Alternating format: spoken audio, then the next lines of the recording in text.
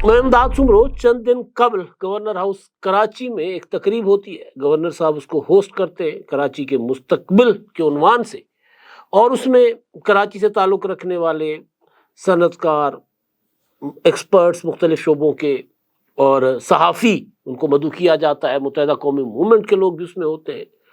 और उस तकरीब का जो फोकस होता है वो ये होता है कि कराची को अलग सूबा बनाया जाए, सिंध से अलग किया जाए, क्योंकि नए सूबों का मामला चल रहा है, गुफ्तगू हो रही है, 28वीं आईनी तरमीम पर बातें भी हो रही हैं। तो जो गवर्नर हाउस में जो कुछ हुआ उस पर पीपल्स पार्टी और ख़ास तौर पर सिंध के जो लोग हैं उन्होंने उसको एक साजिश करार दिया कि गवर्नर हाउस में बैठे हुए शख्स जो वफाक के नुमाइंदे हैं वो एक साजिश कर रहे हैं सिंध के खिलाफ, सिंध को तोड़ने की साजिश, जो कि बड़े अरसे से मुत्तहिदा कौमी मूवमेंट की ख्वाहिश रही है।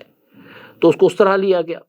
फिर साथ साथ वफाकी हुकूमत की तरफ भी इशारे किए गए कि कहीं ये वफाकी हुकूमत या कोई और ताकत तो नहीं करवाना चाह रही, क्योंकि मुसलसल इस बात पर जोर दिया जा रहा है कि जब तक पाकिस्तान में नए सूबे नहीं बनेंगे, छोटे छोटे इंतजामी यूनिट्स में नहीं काटा जाएगा सूबों को, तब तक पाकिस्तान में बेहतरी नहीं आ सकती, तरक्की नहीं हो सकती। मियां आमिर दुनिया टीवी के ओनर हैं, वो ज़ाहिर है अपने तौर पर नहीं कर रहे होंगे, किसी के आशीर्वाद और किसी के कहने पर। अलीम खान साहब वो नए सूबों की बात कर रहे हैं, हालांकि वो अपना जो उनका NHA है, वो उनकी वजारत जो है उसके तहत चलने वाला नेशनल हाईवे अथॉरिटी जो है वो सबसे ज़्यादा खसारे में है, सबसे ज़्यादा नुकसान और सबसे ज़्यादा नाकाम इदारा वो बताया जा रहा है। तो वो नहीं चला पा रहे, लेकिन वो भी नए सूबों की बात कर रहे हैं। कुछ और आवाज़ें और फिर साथ मुत्तहिदा कौमी मूवमेंट के लोग, उनको बाकी सूबों से गरज नहीं है, वो चाहते हैं कि कराची जो है उसको अलग करके उनके हवाले किया जाए। तो ये जो गवर्नर हाउस में तकरीब होती है, उस तकरीब के बाद मामले को बहुत संजीदा लिया जाता है। उससे पहले मियां आमिर साहब की बात को भी संजीदा नहीं लिया गया, अलीम खान साहब की बात को भी संजीदा नहीं लिया गया, और जो कभी कोई सहाफ़ी बात कर लेता था, कभी कोई सियासतदान या इवन MQM वालों की बात को भी संजीदा नहीं लिया जा रहा था, और उसको हंसी मजाक में टाला जा रहा था पीपल्स पार्टी की तरफ से, ऐवान सदर की तरफ से, वजीर आला हाउस की तरफ से, बिलावल हाउस की तरफ से। लेकिन जब ये गवर्नर हाउस की तकरीब हुई तो जरा टलियां खड़की ना, घंटियां बजना शुरू हो गई कि मामला किसी और तरफ भी जा सकता है, तो लिहाजा इसको अभी यहीं रोको, जो भी ये कोशिश कर रहे हैं उनको पैगाम दो। अब उसके लिए फिर कल सिंध असेंबली का इजलास होता है, और सिंध असेंबली के इजलास में सिंध की तकसीम के खिलाफ करारदाद मंजूर होती है, जिसमें तहरीक इंसाफ भी शामिल, जिसमें जमात इस्लामी के मेंबर जो है वो भी शामिल। MQM ने उसकी की मुखालफत, मुराद अली शाह साहब ने, शजील नाम मेमन ने, सिंध के दीगर जो पीपल्स पार्टी के रहनुमा हैं उन्होंने बड़ी तगड़ी किस्म की तकरीरें की, ललकारे भी मारे, खबरदार भी किया कि आग के साथ मत खेलना, इस तरफ मत जाना, सिंध की तकसीम हमें कबूल नहीं है, ना हम होने देंगे। अच्छा, अब ये जो मामला ज़ाहिर है, जो सिंध असेंबली में जब ये मामला आता है तो उसका मतलब ये है कि ऐवान सदर Asif Ali Zardari on board, Bilawal Bhutto Zardari on board, क्योंकि मामला सबको पता है कि ये 28वीं तरमीम का एजेंडे का एक हिस्सा, मुजविज़ा हिस्सा है। 28वीं तरमीम भी मुजविज़ा है, जिसके बारे में बिलावल भुट्टो पहले कह चुके हुए हैं कि एक असेंबली से, एक पार्लियामेंट से 2 तरामीम काफ़ी है, तीसरी तरमीम नहीं होगी, हम मुखालफत करेंगे।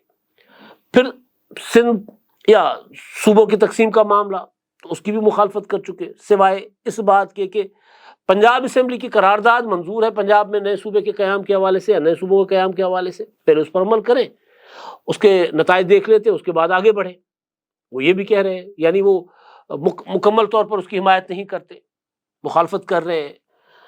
और फिर NFC अवार्ड का मामला भी, कि सूबों से जो हिस्सा है सूबों का NFC अवार्ड के अंदर वो कम करके वफाक को ज़्यादा हिस्सा दिया जाए। रीज़न बताई जाती है कि जी हमें दिफाई अखराजात में वफाक को मुश्किल पेश आ रही है, तमाम जो पैसा आता है वो तो قرضوں کی ادائیگی میں چلا جاتا ہے، بلکہ قرض لے کے قرض ادا کیے جا رہا ہے، تو وفاق کے پاس تنخواہوں کے لیے پیسے نہیں ہوتے۔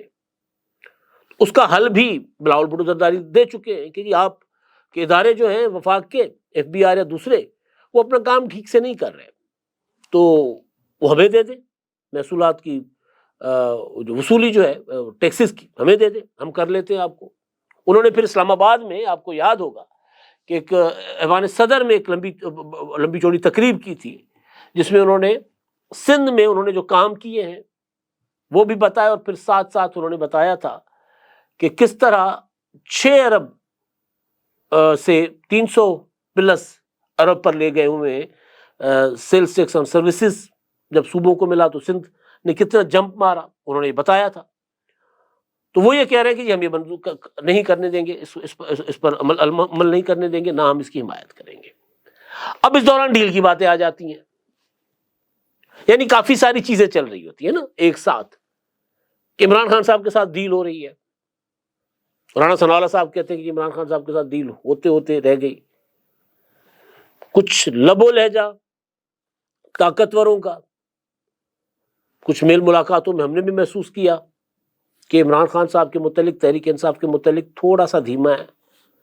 اس کے لیے پھر کہنے والے یہ کہتے ہیں کہ جی اگر پیپلز پارٹی نے ہاتھ نہ پکڑایا نئے صوبوں کے قیام یا این ایف سی کے معاملے پر، تو پھر پی ٹی آئی کے ساتھ معاملات طے کر کے پی ٹی آئی کے ساتھ یہ گیو اینڈ ٹیک کیا جا سکتا ہے کہ آپ ووٹ دیں ہمیں 28ویں آئینی ترمیم کے لیے، ہم آپ کو رعایت دیتے ہیں، پہلے آپ ووٹ دیں پھر آگے چلتے ہیں۔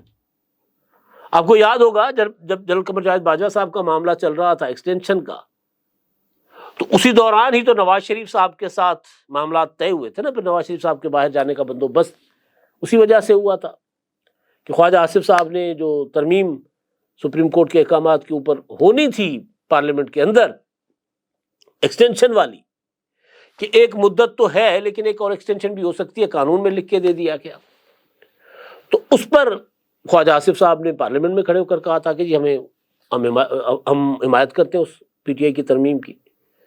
پیپلز پارٹی نے اس میں چھوٹی موٹی ترامیم سجیسٹ کی تھی، مخالفت کی تھی، لیکن بعد میں انہوں نے بھی اپنی ترامیم واپس کر لی تھی، آپ کو یاد ہوگا۔ تو پھر کچھ ایسے معاملات بھی اندر کھاتے چل رہے ہوتے ہیں، تو پی ٹی آئی کی ڈیل کے معاملات کا کہیں اس سے تعلق تو نہیں ہے کہ اگر پیپلز پارٹی ہاتھ نہیں پکڑاتی تو پی ٹی آئی کے ساتھ جو معاملات ہیں وہ بالکل مطلب دروازے ہوتا ہے نا کہ بالکل بند تو ہیں ابھی، لیکن ایک آپشن کے طور پر استعمال کیا جا سکتا ہے ان کو، جس کا امکان بہت کم ہے، کیونکہ عمران خان صاحب کو ڈیل دینے کا مطلب یہ ہے کہ آپ سب کچھ اس کے حوالے کرتے ہیں۔ سیاسی اب صدر زرداری صاحب جو ہے وہ صادق آباد، رحیم یار خان، وہاڑی میں انہوں نے جس طرح عمران خان کے خلاف تقریریں کی ہیں، پہلے اس طرح انہوں نے گفتگو نہیں کی۔ اب سے کچھ عرصہ پہلے 27 دسمبر کو، 2-2.5 ماہ پہلے، بلاول بھٹو زرداری نے صدر زرداری صاحب کے سامنے جلسے میں تقریر کی گڑھی خدا بخش میں بینظیر بھٹو شہید کی برسی پر۔ انہوں نے کہا کہ جی ہم صدر صاحب جو ہے وہ مفاہمت کے بادشاہ ہیں، بیٹھے مذاکرات کے ذریعے مسائل حل کرتے ہیں، آئیں بیٹھے۔ اس وقت تو مذاکرات کی آفر کر رہے تھے، لیکن اب صدر زرداری صاحب جو ہے وہ عمران خان صاحب کو بار بار انہوں نے 3-4 دن مسلسل بار بار عمران خان صاحب کو نشانہ بنایا۔ تو یہ ساری چیزیں کیا ایسے ہی چل رہی ہیں یا ان کے پیچھے واقعی کوئی گڑبڑ ہے؟ یہ سوال ہے جس پر میں نے جو گورنر ہاؤس کا معاملہ تھا اس کو ڈسکس کیا۔ اب میں آتا ہوں کہ کیا ہوا سندھ اسمبلی میں، لیکن پہلے کیا واقعتاً اتنا اندر مسئلہ بنا ہوا ہے جو حکمران اتحاد اور اسٹیبلشمنٹ اور پیپلز پارٹی اور نون لیگ کے اندر، یا یہ صرف محسوس کرنے والی بات ہے؟ تو صرف محسوس کرنے والی بات نہیں ہے، معاملات 28ویں ترمیم کو لے کر اختلافات وہاں موجود ہیں اور اختلافات بھی شدید ہیں۔ ہاں، اب اس وجہ سے کیا عمران خان صاحب کے ساتھ ہاتھ ملائے گی اسٹیبلشمنٹ، اس پر ابھی کچھ نہیں کہا جا سکتا، کیونکہ عمران خان صاحب قابل اعتبار بہرحال نہیں ہے۔ اور کیا عمران خان کے ساتھ اسٹیبلشمنٹ ہاتھ ملائے گی تو کیا نون لیگ اس فیصلے کو قبول کرے گی؟ جس کا امکان کم ہے. اور جب رانا ثناءاللہ صاحب ڈیل کی بات کر رہے تھے تو پھر اسٹیبلشمنٹ کی ترجمانی کرنے والے جو وہ تو کہتے ہیں میں اسٹیبلشمنٹ کی ترجمانی کرتا ہوں، فیصل ووڈا صاحب، وہ رانا ثناءاللہ صاحب کو کھری کھری سنا رہے ہیں. تو میرا خیال ہے کہ عمران خان کا چیپٹر ذرا سائڈ پہ ہے، لیکن دوسری طرف جو کچھ گورنر ہاؤس میں ہوا اس کو ضرور 28ویں ترمیم کے ساتھ جوڑا جا رہا ہے پیپلز پارٹی کو پریشرائز کرنے کے لیے. اسی وجہ سے پھر سندھ اسمبلی کے اجلاس میں کل قرارداد لائی گئی اور قرارداد خود وزیر اعلیٰ مراد علی شاہ صاحب نے پیش کی، جسے کثرت رائے سے منظور کیا گیا.